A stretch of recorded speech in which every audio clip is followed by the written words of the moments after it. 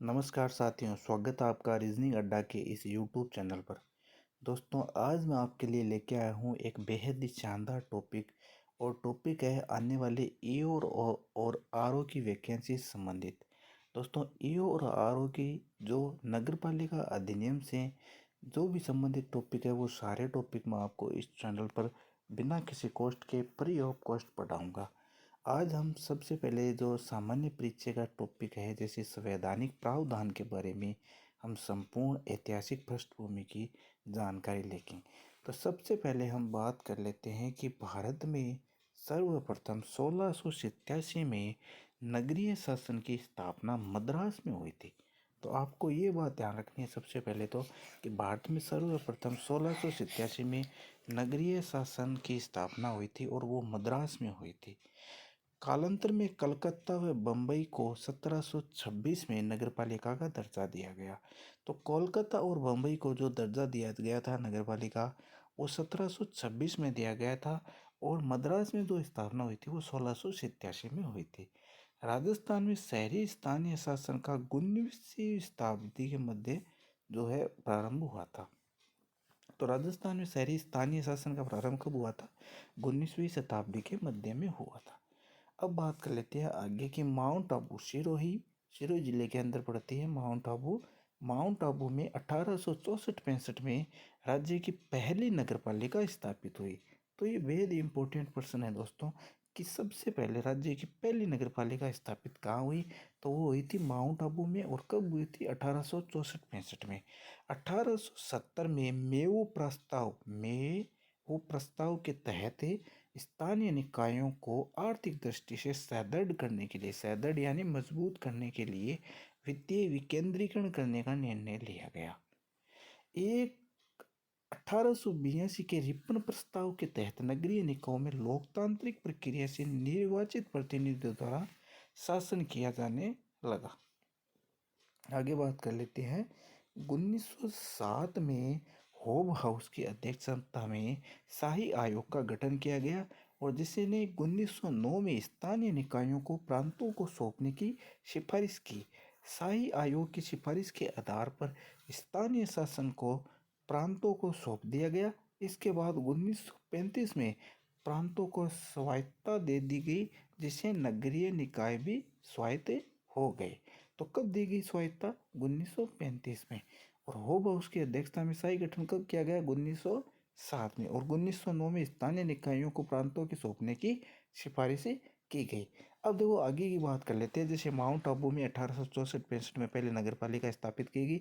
इसके बाद में अजमेर में 1866 में, ब्यावर में 1867 में, जयपुर में 1869 में नामित मंडलों की स्थापना की गई थी। और झुंझुनू में पहला नामित मंडल आज़ादी से पहले 1931 में स्थापित हुआ। तो झुंझुनू में कब हुआ? 1931 में। अब बात कर लेते हैं आगे। स्वतंत्रता के पश्चात 1951 में पहली बार नगर निकाय अधिनियम 1951 बना गया। तो नगर निकाय अधिनियम कब बनाया गया, ये भी ध्यान रखने योग्य बात है। तो 1951 में बनाया गया। इसे 1959 में समाप्त कर राजस्थान नगरपालिका अधिनियम 1959 लाया गया। जो नगर निकाय अधिनियम 1951 में बनाया गया था, उसको समाप्त करके उसकी जगह 1959 में एक नया राजस्थान नगरपालिका अधिनियम लाया गया। और 9 अगस्त 1994 से राज्य में 3 प्रकार से शहरी निकाय कार्यरत है। ये तीनों संस्थाएं आपस में स्वतंत्र रूप से कार्य करती है और तीनों संस्थाओं को सामूहिक रूप से नगरीय निकाय जैसे अर्बन लोकल बॉडीज के नाम से भी हमें जानते हैं। अब देखो कौन कौन सी अर्बन लोकल बॉडीज है। सबसे पहले बात कर लेते हैं नगर निगम। जनसंख्या, मुखिया, उप मुखिया और राजस्थान में जो वर्तमान स्थिति है, प्रेजेंट की स्थिति है, वो कहाँ है।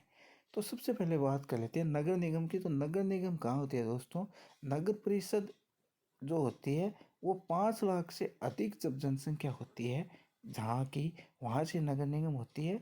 और जो मुखिया व उप मुखिया होता है वह महापौर उप महापौर होता है। और नगर परिषद जो होती है 1 लाख से 5 लाख सभापति व उपसभापति। और राजस्थान में वर्तमान में जो ये है नगर निगम, ये 36 है। कितने हैं? 36।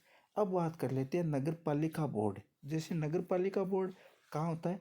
तो नगर पालिका की जो जनसंख्या होती है बोर्ड की, वो होती है 10,000 से 1 लाख। और 8% में जो इसका मुखिया है, उप मुखिया होता है, वो कौन होता है? अध्यक्ष या उपाध्यक्ष, उपाध्यक्ष कह सकते हैं। और राजस्थान में जो वर्तमान में है ये 194 है। अब बात कर लेते हैं आगे कि नगर पालिका बोर्ड मुख्य रूप से 3 श्रेणियों में बांटा गया। तो कौन कौन से? नगर पालिका बोर्ड, नगर पालिका बोर्ड, नगर पालिका बोर्ड द्वितीय श्रेणी, तृतीय श्रेणी और चतुर्थ श्रेणी। अब आगे बात कर लेते हैं 74 74वां संशोधन 1992 लागू कब हुआ था? 1 जून 1993 में। संविधान के भाग 9A में, कौन से? 9A में स्थानीय निकायों का उल्लेख किया गया। इसी संशोधन द्वारा संविधान में 12वीं अनुसूची जोड़ी गई, जिसके अंतर्गत नगर पालिका को 18 विषय की सूची विनिर्दिष्ट की गई। अब देखो कौन कौन सी सूची विनिर्दिष्ट की गई थी, इंपॉर्टेंट है ये, ध्यान रखने योग्य बात है। तो दोस्तों अनुच्छेद 243 पी से अनुच्छेद 243 जड जी तक स्थानीय नगर निकायों को संवैधानिक प्रावधान निहित है। कौन कौन से? सबसे पहले बात कर लेते हैं अनुच्छेद 243 पी, स्थानीय निकायों की परिभाषा दी गई। अनुच्छेद 243 क्यू में नगर पालिका का गठन किया गया। 243 आर में नगर पालिकाओं की संरचना की गई। और जो वार्ड सभा का गठन है वो 243 एस में, और 243 टी में जो है आरक्षण की व्यवस्था की गई। आगे बात कर लेते हैं 243 यू में कार्यकाल, 243 डब्ल्यू में नगर निकायों का कार्य, 243 एक्स में कर लगाने की शक्ति, 243 जड डी में जिला नियोजन समिति और 243 जड ए में महानगर नियोजन समिति। अब आगे बात कर लेते हैं 243 जड एफ विद्यमान विधायियों एवं नगर पालिका का बना रहना अनुच्छेद, और 243 जड जी चुनाव संबंधी मामलों में न्यायालय का हस्तक्षेप न होना। उसके 18 कार्यों का उल्लेख जो है, नगर पालिकाओं का जो 18 कार्य होते हैं उनका जो उल्लेख है वो 12वीं अनुसूची में किया गया है, जो इस प्रकार है। सबसे पहले है नगर नियोजन। क्या है? नगर नियोजन। भू उपयोग का नियमन करना, भवन निर्माण जो होते हैं उनकी अनुमति लेनी होती है नगर पालिका से। जलपूर्ति का जो होता है वो भी काम है जो नगर पालिका को करना होता है। जन स्वास्थ्य स्वच्छता करना, जन स्वास्थ्य जो है उनको ध्यान रखना और स्वच्छता पर भी ध्यान रखना। सड़क व पुल निर्माण करना और उनका रख रखाव करना। आर्थिक व सामाजिक विकास के काम करना।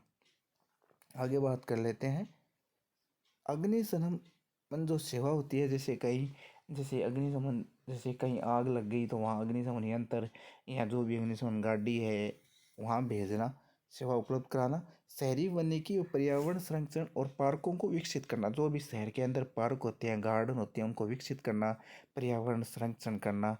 और गंदी बस्ती पर नियमन करना, रोक लगाना। शहरी गरीबी उन्मूलन का विकास करना। पार्क, बाग व खेल मैदानों की व्यवस्था करना। और क्या है दोस्तों?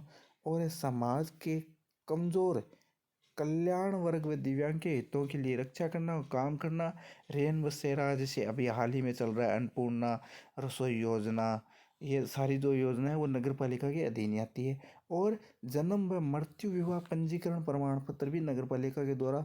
बुच्चड़ खाने, जिसे हम शमशान घाट भी कह सकते हैं, सॉरी बुच्चड़ खाने उनको नहीं बोलते हैं, बुच्चड़ खाने व कसाई खाने का नियमन, जैसे जो होते हैं ना जो मीट बेचते हैं उन्हें बुच्चड़ खाने व कसाई खाने कहते हैं। पशुओं के लिए तालाब व्यवस्था व पशुओं के प्रति क्रूरता पर प्रतिबंध लगाना। क्रूरता का मतलब है कोई अगर पशुओं के साथ दुर्व्यवहार या मतलब गलत काम करे तो उन पे रोक लगाना। और पशुओं के लिए तालाब, पीने के पानी की व्यवस्था भी करवाना।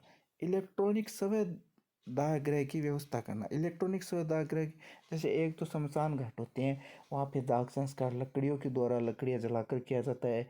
एक नगर पालिका जैसे बड़ी जनसंख्या है तो वहाँ पे नगर पालिका के द्वारा इलेक्ट्रॉनिक दाह पद्धति भी लागू की जा सकती है। जैसे कोई मशीन है उसमें शव को डाल दिया जाता है, बटन चालू कर दिया जाता है और उनका दाग हो जाता है। स्ट्रीट लाइट, जैसे खंभों पर जो लाइटें लगी होती है, ट्यूब लाइटें, उनकी व्यवस्था करना।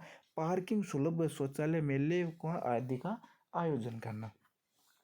अब बात कर लेते हैं आगे मुख्यमंत्री और नगरीय विकास, स्वायत्त शासन व आवासन मंत्री। जो होते हैं वो होते हैं इसमें, जैसे नगरीय विकास में प्रमुख शासन सचिव, नगरीय विकास विभाग, जयपुर विकास प्राधिकरण नियोजन, और इसमें होते हैं प्रमुख शासन सचिव, स्वायत्त शासन विभाग और संयुक्त सचिव एवं निर्देशक। तो दोस्तों ये जो आज हम टॉपिक लेके आए थे, ये जो नगरपालिका अधिनियम से संबंधित जो फर्स्ट पहला टॉपिक है, उसके संबंधित जो टॉपिक है वो टॉपिक है। इसमें छोटा छोटा थोड़ा थोड़ा आपके मैंने सामान्य परिचय बताया है कि नगरपालिका के क्या क्या कार्य होते हैं और किस किस अनुच्छेद के तहत करते हैं। पूरे के पूरे जितने भी नगरपालिका अधिनियम में टॉपिक लगते हैं 10, 15, 20, वो सारे के सारे टॉपिक मैं आपको यहाँ करवाऊँगा बिना किसी कॉस्ट के, शॉर्ट स्वीट एकदम शानदार तरीके से। तो दोस्तों वीडियो को आप ज़्यादा से ज़्यादा शेयर करना ना भूलें, और लाइक और सब्सक्राइब तो आपको करना ही करना है। और आगे की वीडियो देखने के लिए तैयार रहे, और रीजनिंग अड्डा चैनल को सब्सक्राइब भी कर लीजिएगा। दोस्तों आज के लिए इतना ही। जय हिंद, जय भारत, धन्यवाद।